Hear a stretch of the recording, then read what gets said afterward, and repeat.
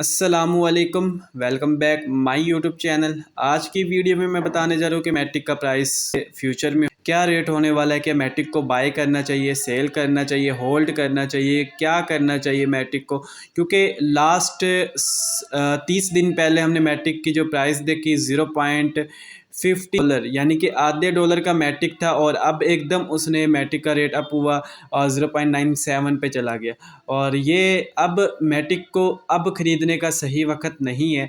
अगर आपने मैटिक को ख़रीदना है अभी आप ना ख़रीदें। हाँ, अगर आप एक लंबे अरसे के लिए ख़रीदना चाहते तो ख़रीद लें।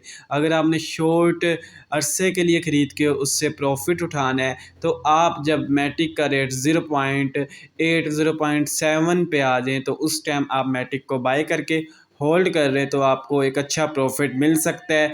लेकिन अभी आप वेट करें। अभी मैटिक की जो हमने फ़ीचर्स पढ़े हैं, इसके अंदर जो चीज़ें न्यू आ रही है उसके मुताबिक मैंने आपको अपडेट दे दी है। और मेटाफोर्स में लेवल 1 से लेवल 8 तक की आज की ज्वाइनिंग रेट क्या है और डाई का आज रेट क्या है और मैटिक का क्या रेट है, आपको स्क्रीन पे शो हो रही है हर चीज़। आप इसका स्क्रीनशॉट लेकर रख लें और चैनल को सब्सक्राइब कर लें ताकि फ्यूचर में आपको हर चीज़ की अपडेट मिलती रहे। शुक्रिया।